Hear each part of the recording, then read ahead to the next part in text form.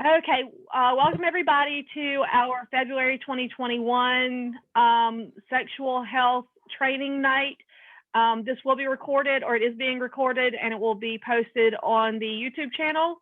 So if you need to rewatch it, you can. Tonight, we're going to talk about the sexual response cycle, because I feel like there's a lot of information that we can learn there that can help us in our parties, and also when we have questions in the ordering room.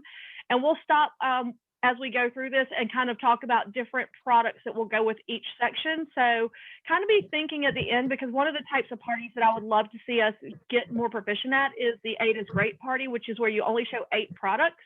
So think through the different sexual response cycles and what products would go with each one. And if you can just pull out 2 from each of the cycles, then you'll have an 8 is Great party.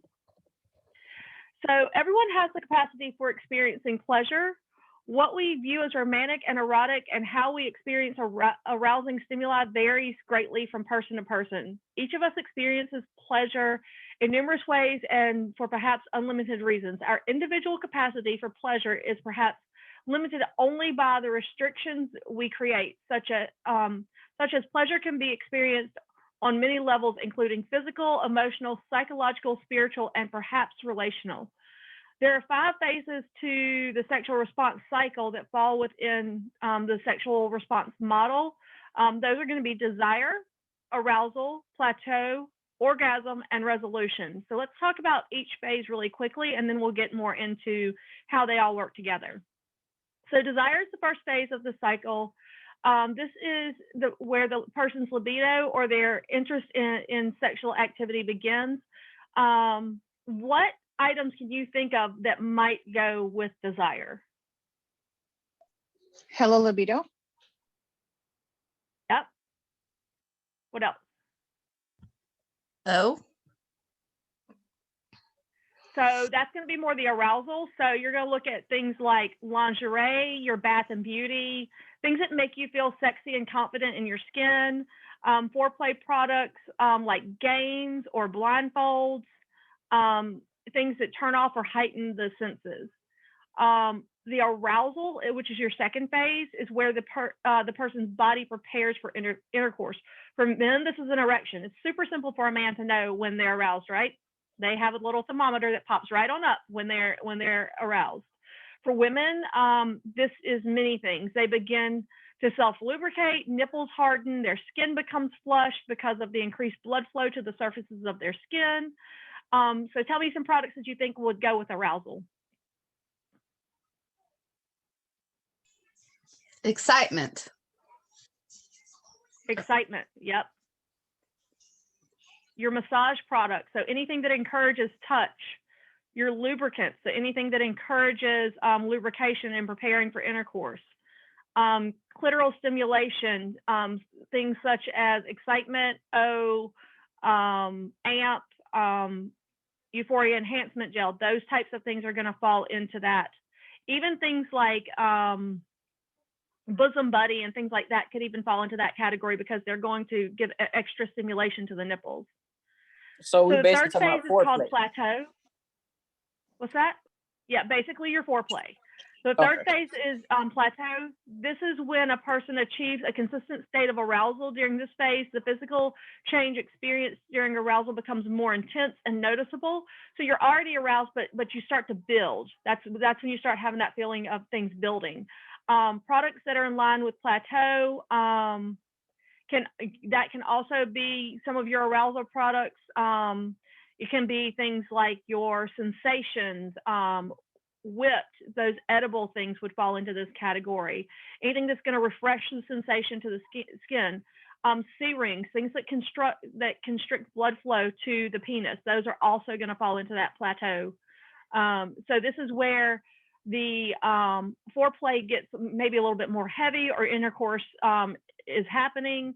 And then you're going to have orgasm. That's going to be your fourth phase, or climax through involuntary muscle contractions.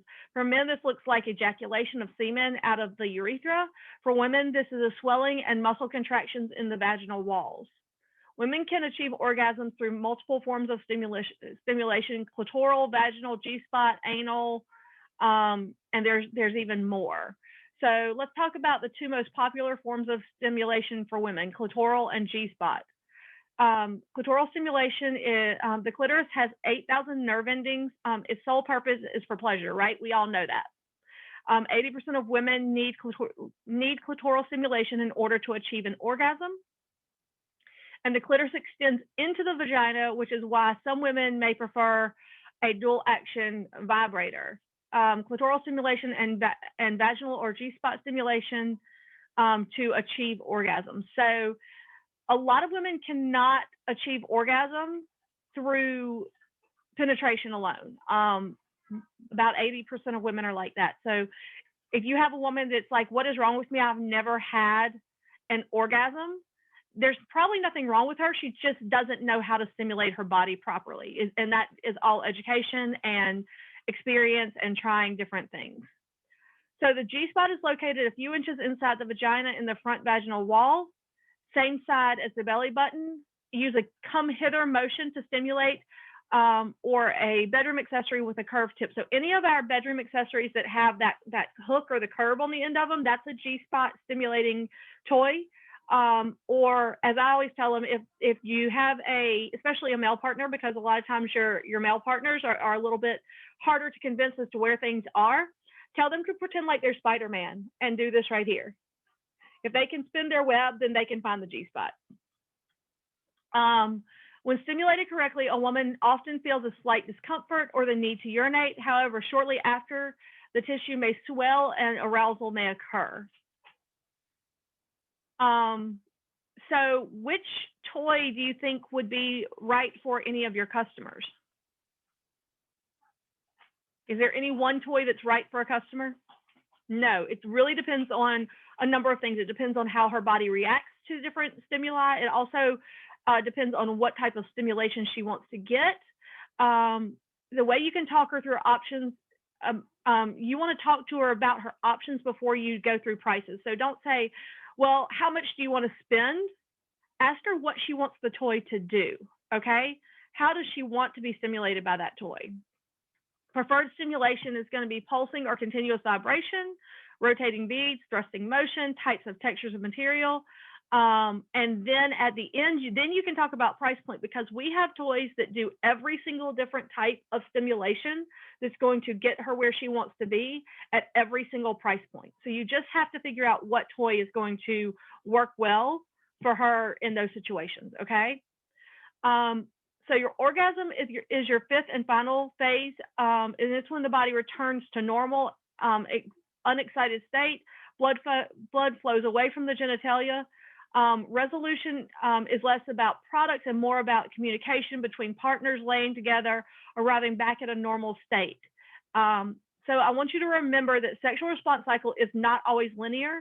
And sometimes if you have someone who maybe has a hard time becoming aroused, they will use an arousal product earlier, which will then cause desire to happen because the brain wants to catch up.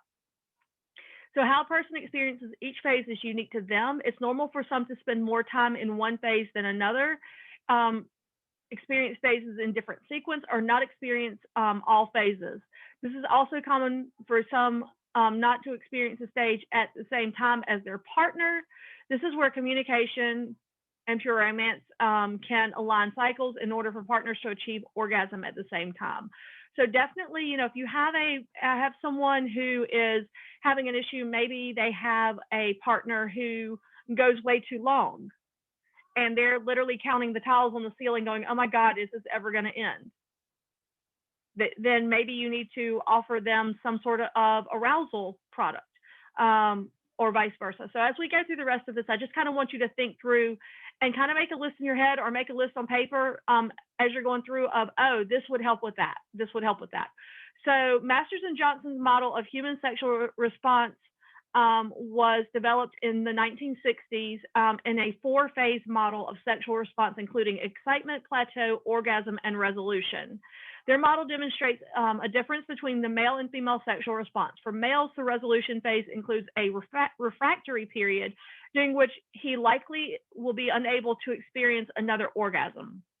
The model also describes the capacity for multiple orgasms prior to resolution phase for women. The model is based on their work providing therapy to couples using a behavioral framework. A common criticism of this model is that it was developed based on working with women who could not only experience orgasms fairly reliably, but who could do so in a laboratory setting. So they only documented things that were happening in a lab, and sometimes that setting's not comfortable. So if a woman could not achieve orgasm while people were watching, then she probably was excluded from the experiment. So some sexuality researchers have questioned whether there might be differences in a sexual response model for women who are less likely to orgasm or who do not experience orgasm. For example, do those women spend longer amount of time in the excitement phase? Additionally, this model is a very linear nature. They say things happen in a certain order, and we know that that's not necessarily phase. They're saying one phase always happens before the next, and so that is that is an older model. A contemporary model for sexual response was provided by Rosemary Baslin, I think is how you say her last name. I apologize if I butchered that, in 2001. This model focused on the cycles and recognition that people engage in sexual interaction for reasons beyond sexual hunger or desire. The main idea is that various cycles within the mind, as well as between the mind and body, are interacting throughout a sexual experience. Sexual interaction with a partner can enhance emotional closeness and influence arousal. Here, the initial sense of sexual desire can develop later during the sexual interaction. The model provides the beneficial separation of psychological sexual response from the arousal or the perception of feeling turned on. This fits with the experience of about a third of women in the sample in a study by Sands and Fisher, who rarely sense innate sexual hunger. So Sands and Fisher did a study in 2007 with women who basically have a low libido, and they found that Rosemary's model was more accurate way. However, those women who were more likely to endorse the model of sexual response had more poorly adjusted sexual function than women who endorsed one or two other models that have been put out there throughout the years. So let's talk about the brain and sexual response, because this is a huge one. And as you talk to, especially older couples 40 plus, I would say, or women who are in relationships with men that are 40 plus, you're going to see a lot more of how the brain and sexual response can even cause some issues. So we're going to spend a little bit of time on this. It is well established that the brain and the body are not separate entities when it comes to sexual response. I think we can all agree to that. They interact as we respond in sexual ways. However, they may react differently for men and women. A recent examination of literature on the topic found that men tend to have a greater deal of agreement between their thoughts and their psychological response than women did. Often women are less able to recognize when they are aroused. Why do y'all think that is? Because our mind is so focused on other stuff. Yep. We can't physically see it. Exactly. We can't physically see it, and we're focused on other things. So due to the different levels of visibility of physiological arousal response, with men, they can see that they are aroused, but women, it isn't visible. Regardless of whether it is recognized or not, the brain plays a strong role in sexual response. The limbic system is a region of the brain associated with emotion and motivation, and is an important sexual function. Specifically, parts of the hypothalamus are associated with sexual arousal and behavior. Chemicals in the brain called neurotransmitters influence sexual arousal and response as well. Dopamine is one that excites and can facilitate sexual arousal, where serotonin is a substance that appears to reduce or inhibit sexual arousal. Oxytocin is a hormone that is produced here that increases throughout the sexual response and may have a bonding effect on partners. So we have all kinds of chemicals going on in our brain that are influencing our arousal and how drawn we are to our partners. Before, during, and after sexual interactions, the body is providing feedback to the mind. Many psychological factors, including our emotions, our sense of physical arousal, our sense of genital arousal, our mental excitement, and other thoughts or cognitions provide additional stimuli for sexual response. A positive experience in these areas makes them positive sexual stimuli. A negative experience can make these factors negative stimuli for response. For example, the sight of a partner's genitals may produce a positive feelings and enhance arousal, or negative reactions that may inhibit sexual response. This is because we carry with us the memories of past sexual interactions. We also carry connections made in our mind about the stimuli and how they have worked for us or not. In the past, these memories are, as well as our values and feelings about what is right and wrong, attractive or unattractive, or sexy or not, can influence how we translate the stimuli and now and in the future. So, for example, I get a lot of women who say that their significant other with a penis, their spouse, their husband, their boyfriend, whatever, was started on some medication, because I do a lot of parties for women 40 plus. Okay, it's my age group. They're comfortable with me. I do a lot of parties in that age group. So maybe their partner was started on some blood pressure medication or some other type of medication, or their testosterone has gotten low over time as they got older.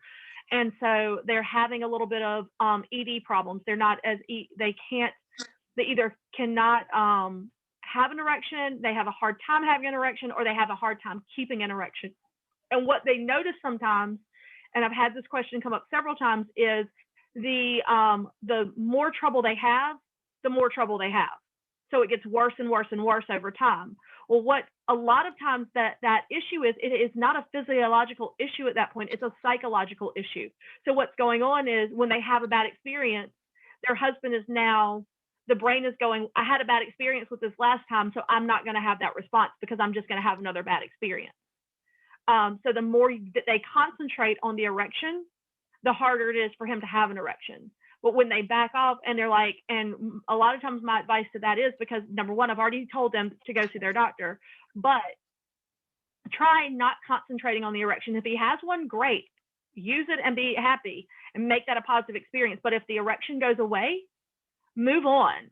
Continue the sexual experience without the erection. There are lots of things that you can do that bring pleasure to you and him. And with a lot of men, especially in committed relationships, it's just as much about them being able to make you happy as it is about them actually finishing. So if you can make that a positive experience, it will actually turn that around and they will actually start to have erections again. And I've had several women come back to me after that advice and say that worked for them. Maybe they still had some issues because of the medication they were on, or some other thing that was going on in their life, but issues were lessened because they took out that psychological barrier of the bad experience. So the more you can make an experience good, the better it's going to be. So of course, our five senses play a very big role in sexual response, right?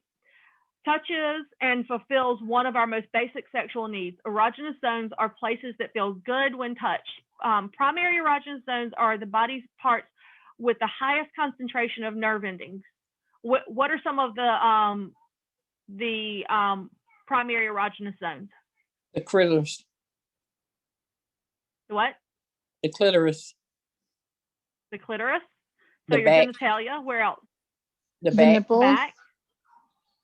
Nipples. Buttocks. The neck. Breast. Inner thighs. Armpits. Neck. Y'all know your armpits are erogenous zones. I'm like, I don't want people touching my armpits, but some people like it. The navel. That's why you have a lot of people that play with people's belly buttons. Neck, ears, and mouth. And what's the little perineal line? The perineum. Yeah, That's part of the genitalia. Yeah. Yeah. So any of your genitalia is gonna, the erogenous zone may vary from person to person, so it's important to emphasize communication about these preferences with your partner. Sight can also influence sexual response too, as evidenced by the popularity of commercial erotic materials such as porn. Culturally, men are encouraged to enjoy and use visual erotica more than women are, and it's known that men and women respond differently to various sexual images. Only recent years has there been an increase in the ability of erotic videos that are designed to appeal to women. From female directors such as Tristan Torbano or Belladonna. Some people find it important to maximize the visual stimuli available to them. As a result, will incorporate sexual images into their sexual activities, including images provided by others, videos, magazines, webcams, etc., to those of themselves, such as using mirrors in their sexual interaction. That was a big joke back in the 70s and 80s, people having mirrors on their ceiling. But it was definitely something that was used a lot. Taste is an aspect of sexual interaction that can enliven the experience. Sexual enhanced products such as what? What do we have that will enhance taste? Whipped. What else? Sensation. Sensations. Bosom Buddy. Just Like Me and the Flavor. Mm-hmm. So we have several. Great Head. All kinds of different things. So sexually enhanced products often incorporate familiar flavors such as strawberry, chocolate, raspberry, or mint. People also use food or other products that can influence the taste of one's own or partner's body parts. Please, please, please do not put food inside your vagina. Just a little PSA there. Like grapes? Many people list oral, like grapes. Yeah, we don't put grapes inside our vagina. Don't put any food, anything that could be consumed. Do not put it inside your vagina. Okay, it will throw your pH off. That includes things like coconut oil. This is the top result. And Google's now going to give me the top result for putting things in your vagina. Sorry about that. I hear a lot about so coconut oil and people saying that it's safe. So is it safe or is it not safe? Not I've safe. Never personally, no? It is not safe. Because even when you Not Google safe. it, it even says like to use it in your vagina. And I was like, wait, what? No, it is not safe. What you have to think about is it's going to break down. It is not the same pH as the inside of your vagina. So if you're putting things that are not the same pH inside your vagina, it's going to throw your pH off. Also, you have to think about what happens when you heat up an oil. It gets it hard. breaks down, right? It gets hot and it breaks down. So now you have something that starts out slick that all of a sudden starts feeling grainy because it breaks down. And it might cause yeast infection. Yeah. Yeah. Yeah. So, there's been a lot of talk about that, but no, coconut oil is not safe. You're going to have some homeopathic doctors that still say it is, but if they're not a gynecologist, then my opinion is they shouldn't be speaking on the subject. And most gynecologists are going to tell you no. So yeah, if you get that, it's not. It's a pH of the vagina is about 2.5 to 3.2. That is nowhere near what coconut oil is. Okay, so smell is a sensation that can best trigger memories such as, and as such, plays an important role in sexual response. People vary in what smells they prefer during sexual interactions. Natural body odors may be appealing to some, while others may prefer more deodorized or perfumed experience. And honestly, some people, it just depends on their body. Sometimes you just like the smell of your partner, and sometimes maybe you don't like the way your partner smells when they're sweaty. I dated a guy in high school that he smelled amazing when he sweated. I don't know what it was about him, but he smelled like he had on cologne. And everybody said that. Like, everybody said, oh my God, all the girls were like, oh my God, you smell so good. And he was like, I was just playing basketball, you're gross. But he did. He just smelled good. He had a really good natural odor, and some people don't. So natural body odors may be appealing to some. It's unclear what role pheromones and substance secreted by females may play in sexual interactions. However, we do know that most pheromone products that are currently for sale, they don't necessarily work for true sexual attraction or arousal, but rather what they do is they enhance the feelings that you have towards that person as far as liking them more. So if someone already likes you and you use a pheromone-based product like Basic Instinct, what's it going to do? It's going to make them like you even more. And if they're already sexually attracted, then they're going to be even more sexually attracted. Okay. Sound is an important part of sexual response. It can also vary wildly from person to person and from interaction to interaction. So let's talk about this for a minute. I'm going to give you two scenarios. You have some Marvin Gaye playing in the background. Is that going to be a good sexual experience, or is that going to be a bad? That's going to be a Depends on the good. person. Now, what happens if, and Jonica, I know you can answer this one, and so can Sophia. What happens if you hear your kids running up and down the hallway? Your mind just totally go other way. We're done. Now, Done. Yeah. What are they doing? We're done. What are they You don't even breaking? get nothing. Done. So long for that. Oh, so, right. And some people love it when people talk during sex, and some people hate it. Some people are like, would you just shut up? And That's some people me. love it. Some people love to hear their partner moan. Some people want them to be quiet. So sound can be either a turn on or turn off, and you kind of have to figure that out. Culturally, there's an expectation about how masculine or feminine related to sexual language sounds during a sexual response. For example, a traditional expectation by someone is that a lady wouldn't use vulgar language or be loud during sex. Of course, during all phases of sexual response, both men and women might enjoy a variety of sounds produced by both themselves and their sexual partners, as well as other sources. What's that song? I want a lady on the street, but a freak in the bed. Hey. All senses can both be enhanced or inhibited by sexual experiences depending on individual preferences. There's a great deal of variation both between women and men and within each gender, but not only from each gender, but individual to individual. For example, in a study conducted in 2004, they found that what one woman may have found exciting in one setting or context, they may have found the same thing a turnoff in another context. Similarly, when one woman or man found to be a turn on, another woman or man found to be a turn off. The emphasis is that the importance of getting to know the preferences of a partner through communication. All right, so fantasy is another way that the mind is connected to sexual response. Romantic and erotic ideas are very popular way to enhance sexual response and may play a role at all stages of the response cycle. It may be that an erotic thought or fantasy is what triggers sexual desire, or perhaps it facilitates sexual excitement and orgasms during sexual intercourse. Fantasy actually is a very commonly suggested technique in couples therapy for treating issues concerning desire, arousal, and orgasms. Interestingly, in 2001, there was a study that found that 98% of men and 80% of women reported having fantasies about someone other than their primary partner in the past 2 months. Not 2 years, 2 months. So just because you have a fantasy doesn't mean that you want to act on it, though, okay? Is that called fornication? No, not necessarily. Oh. Especially if it's not a especially if it's not a particular person. If it's just like you start thinking about a scenario and you don't have a particular person in mind.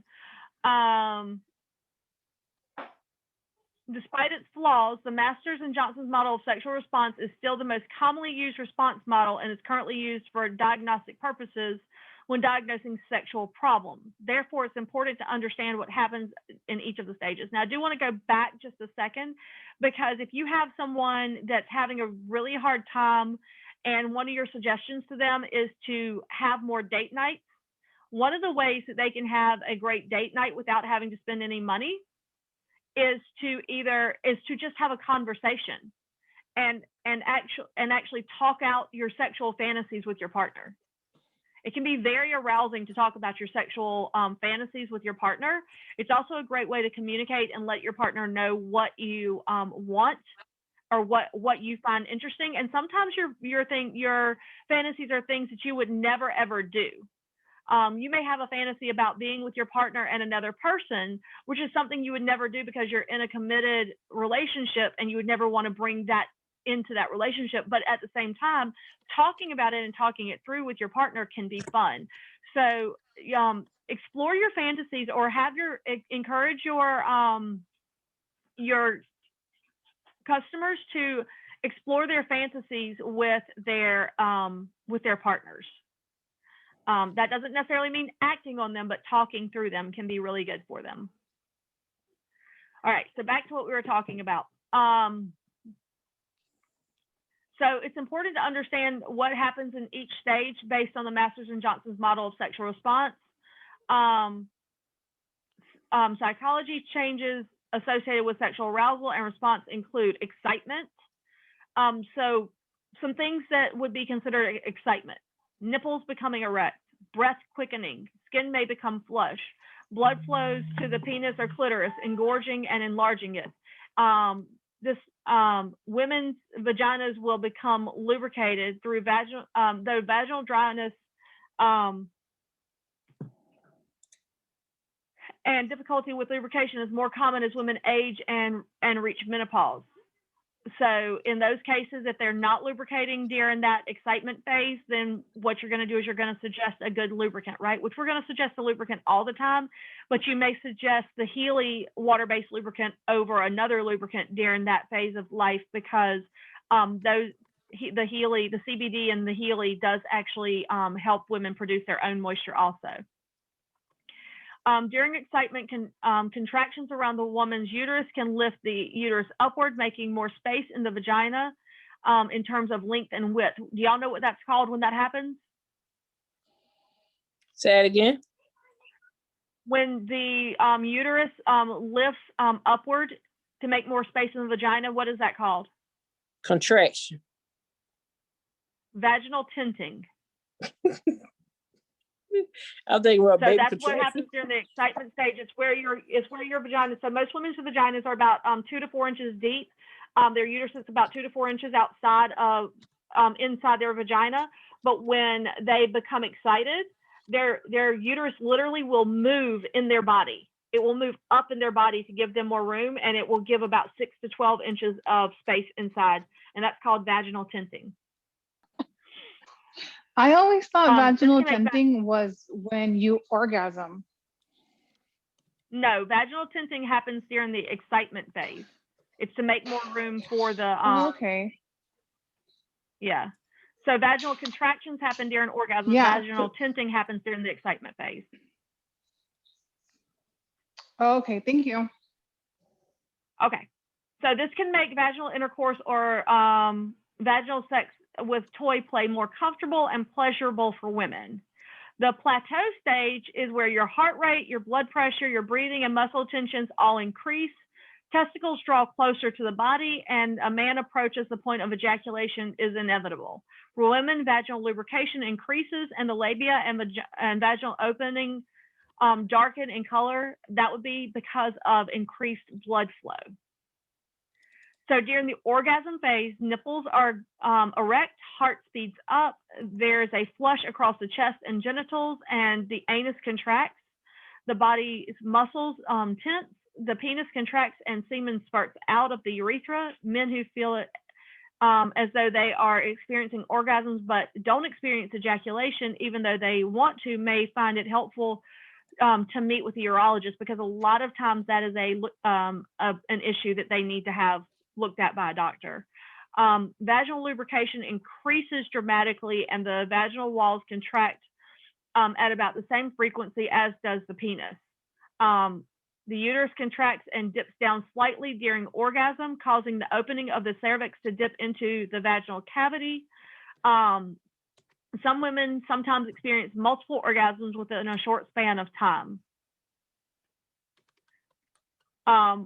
All right, and then you have resolution. This is following the orgasm. Blood flows away from the genitals and heart rate and blood pressure decreases. The testicles drop and the penis is no longer erect. Researchers suggest that most men require a resting period of at least 20 minutes and longer for older women before physiological arousal erection will occur again. Very young men, teenagers, and men in their 20s, for example, may find that they have an erection again as soon after ejaculation. Some women experience extra sensitivity in their clitoris after orgasm due to the extreme engorgement and draining that has occurred. As suggested by Basin's model for sexual response, there's a complex interplay of mind and body experiences. To a very large extent, one's sexual response is a combination of many factors, including relational issues between the partner, the overall health and well-being of both partners. Normal sexual response may be interrupted or impacted temporarily or permanently for many reasons, and these are not uncommon. Concerns about sexual response are very common among individuals and couples. One approach to deciding if a sexual dysfunction is a problem is to know if it has caused a problem for the individual's life or relationship, rather than relying on the sexual experience of the individual within the context of the relationship. Given this approach, two people can be experiencing the exact same situation, and it may or may not be a problem for either or both of them. There was a study conducted in 1999 and colleagues in 1999 that indicated that in one sample, 43% of women reported having problems with desire, arousal, or orgasm, yet only 12% of those women reported being personally distressed by the problems. That is to say that the problems weren't always problems. When it is desirable to create some changes, it is helpful to remember that variations and challenges can result from many factors and can be addressed in a number of ways. One very common complaint among couples is imbalance of sexual desire between partners, sometimes called a desire discrepancy. Couples tend to judge their own level of desire based on their partner's level of desire, not a standard societal norm. Evaluating sexual problems through discrepancies in a couple has advantages over traditional diagnostic systems that do not take the couple into consideration. An interesting study in 1999 found that desire discrepancies tend to impact levels of relationship satisfaction. However, if the couple has had a high overall sexual satisfaction, regardless of the discrepant levels of the desire, the relationship satisfaction remained intact. So just because people have different levels of sexual desire does not necessarily mean that that relationship is in harm's way. It just may mean that they have something that they want to work on, and how much of a problem they find it to be is really between them. It's sometimes said that when one person wants sex more often than the other, it is the one with the lower sex drive who decides when they have sex. This may be an overstatement. Remember that sexual arousal is one of several reasons that people engage in sexual interaction. Efforts to appeal to a variety of motivations for sexual interaction can help balance out difference between people. Open communication, negotiation, exploring sex play beyond intercourse can help to de-stress libido tensions in a relationship. It's not unusual for one person to have a higher or lower sex drive, and the difference won't necessarily be based on gender. Sometimes men want frequent sex, other times women do. And sometimes that has to do with age. You know, sometimes younger men want it, and then as the relationship grows and we get into our 40s, women become more sexual creatures, and the men's drive has dropped some.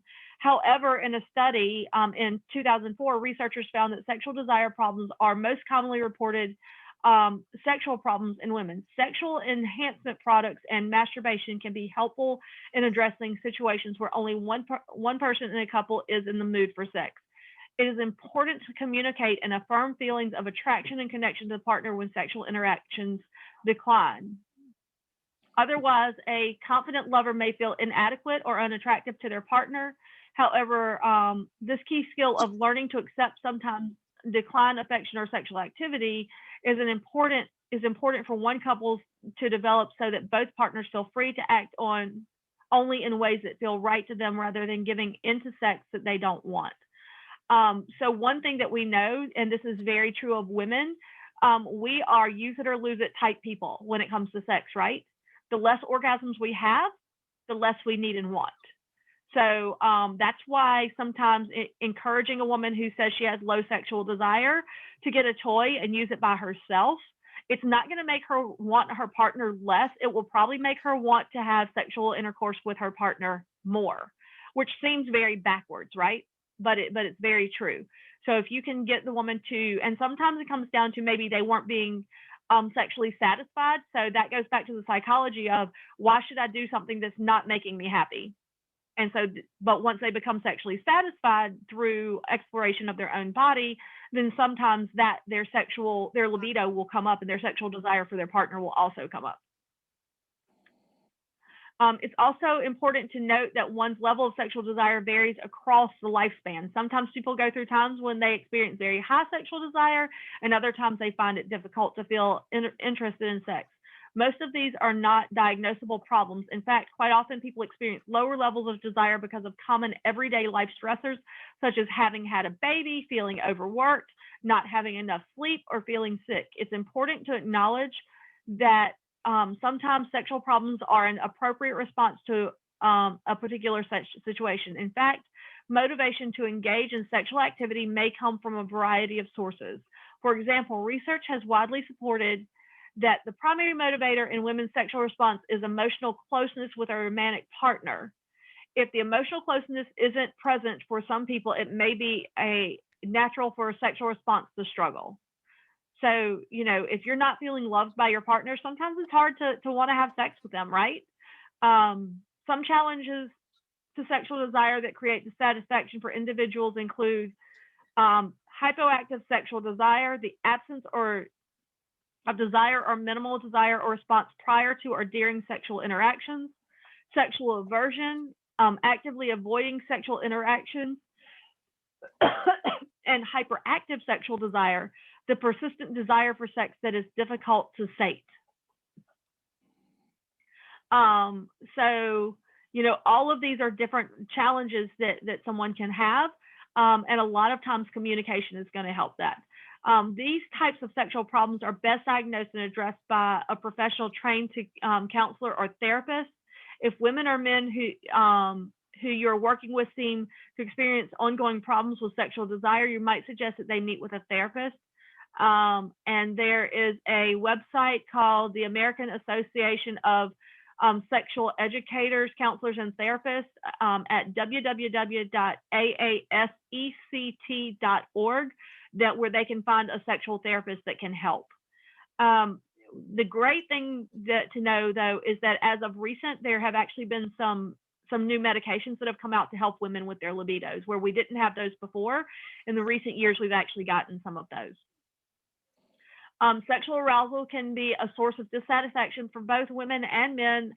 Among known challenges are female sexual arousal disorder, difficulty or inability to attain adequate lubrication and genital swelling, and or difficulty in the ability to feel sexually aroused. That can happen at any age.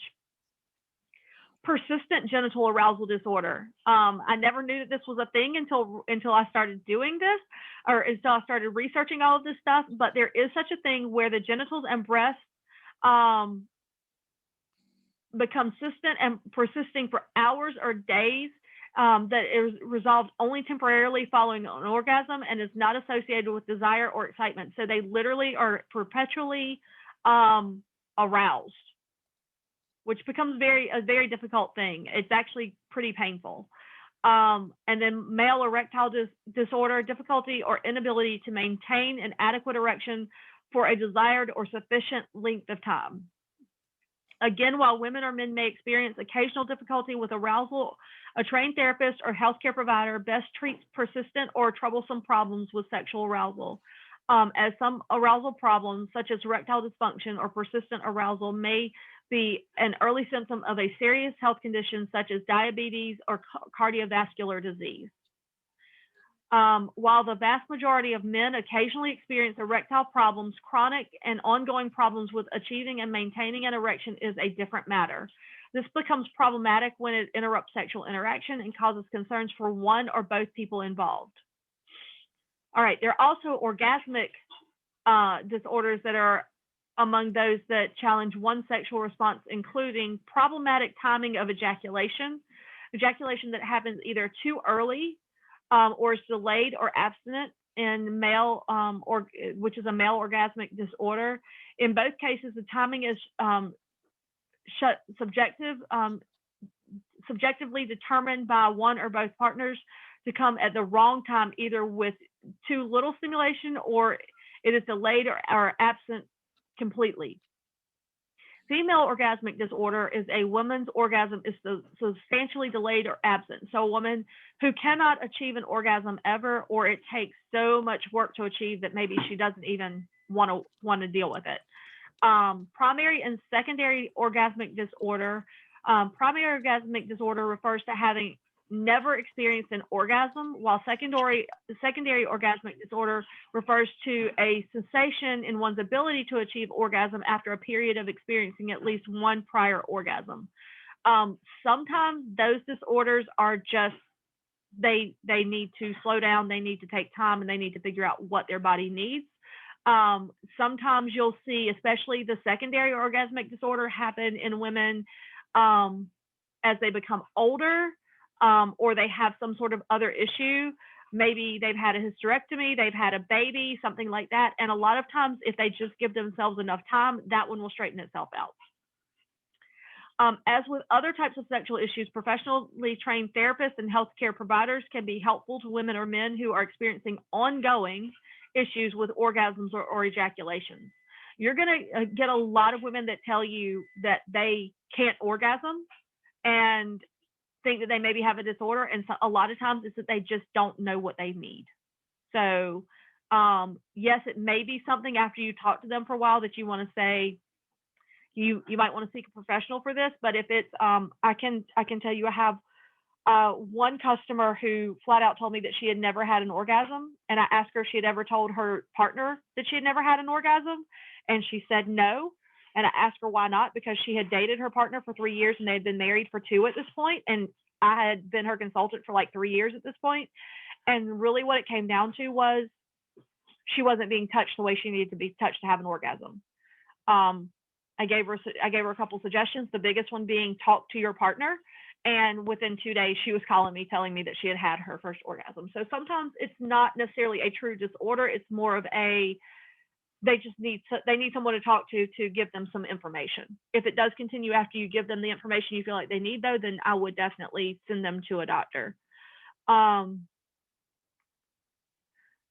So we also have things such as recurrent or persistent genital pain associated with sexual intercourse in either male or female. That is something that you want to make sure that you have them talk to their doctor about. Then you have, within women, you have recurrent or persistent involuntary spasms of the musculature or of the outer third of the vagina that interferes with sexual intercourse, and that's called vaginismus. I can never say this word, vaginismus, I believe, vaginismus. And then you also have pain occurring during anal intercourse, which can be an issue, but may also come down to just making sure that they have the appropriate information on how they're supposed to handle anal intercourse. So anal intercourse. So we need to make sure that we are a wealth of information on how those things work. A number of physicians and physical and psychological factors may contribute to the sexual pain.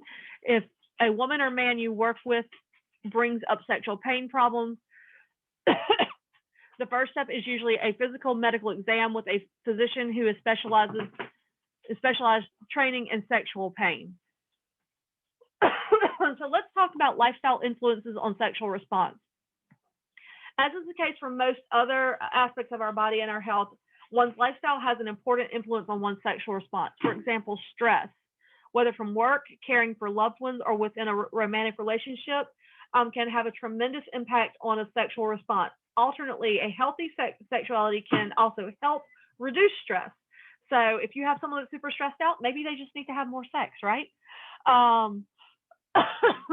just about. Overall health, which is greatly influenced by general lifestyle, is central to sexual interaction and sexual response. If a person is ill and feeling very tired, they're unlikely to have energy for sex. If they are in pain, they are less likely to desire sex.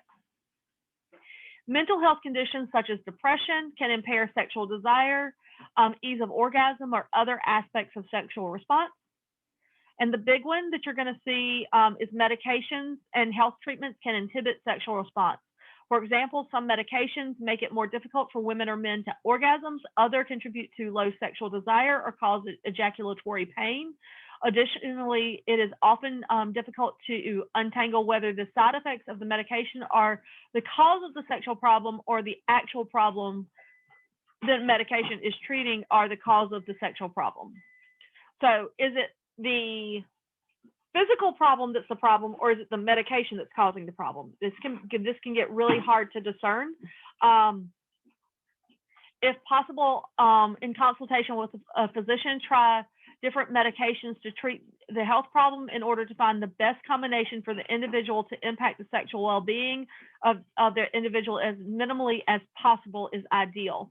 So if you have someone that comes to you and they say, you know, I'm having this issue, I used to not have this issue, I've been started on these new medications, then you may want to say, you know, you want to talk to your doctor about that. It could be that the medication is interfering with this, or it may be that your physical issue is what's interfering, but you want to send them back to their doctor for those things. Being significantly overweight or obese, in addition to the complexities it creates for overall health and well-being, can impact physical abilities for some sexual positions and experience and contribute to challenges in sexual response due to impact on self-esteem, confidence, and feelings about desirability. Being significantly underweight can also impair a person's sexual response, especially if they have such low body fat that their hormonal production has been disrupted. For example, women with very low body fat may produce less estrogen, which can decrease in vaginal lubrication. So being on either end of the extreme with your weight can actually cause issues. Performance anxiety about one's ability or concerns about how one looks in the interaction can also lead to psychologically removing yourself from the interaction in order to watch yourself in the interaction and judge your performance or appearance. Smoking and the use of alcohol and other drugs can initially decrease inhibitions, but ultimately can cause more negative impact on sexual response, including desire, arousal, orgasms, and orgasms. By encouraging healthy lifestyle choices, for example, eating a healthy diet, exercising, not smoking, drinking in moderate amounts of alcohol, and trying to relax, you have the potential to play an important role not only in men's and women's sexual lives, but in other aspects of their health.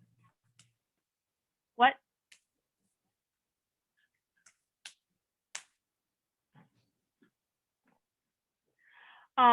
Finally, the limitations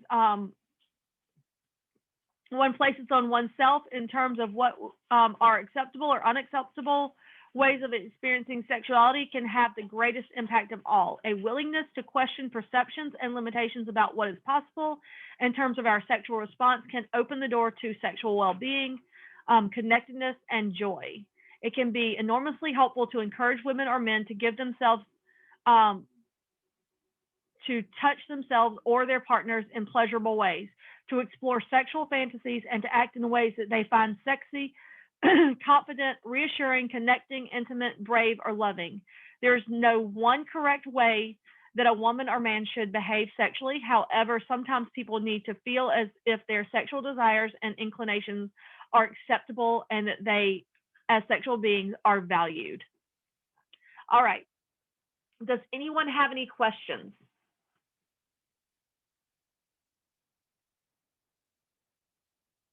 Are we good? No. Okay. Well, sorry. that was our hour, guys. Go ahead. Okay. Okay. So since, we need to encourage, people to communicate with their partners, are there any suggestions on how to have them strike up that conversation to be able to communicate with their partner? One of the big things, and hold on, I'm trying to move you over so I can see better. There we go. One of the ways is through our date night game.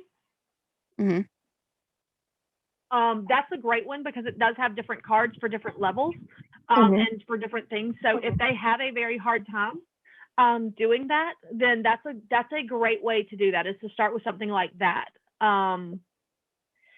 Sometimes you can lead into it, especially if you can get some alone time together and just have that time to talk and be intentional.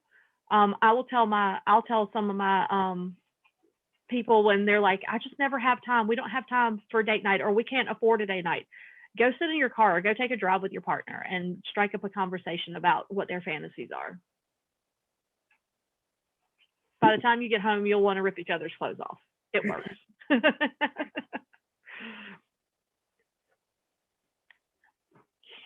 Any other questions? Do you think this is going to help you in being able to help your customers? Absolutely. I mean, Good. I feel like this is gonna help me in my own personal life when that time comes.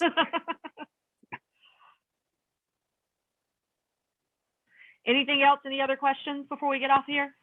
Maybe we need to do a sexual health class for the fellas.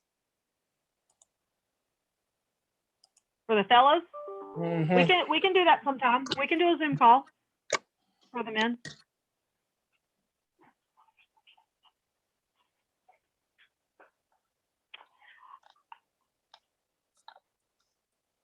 Thank you, Ryan, for all the information.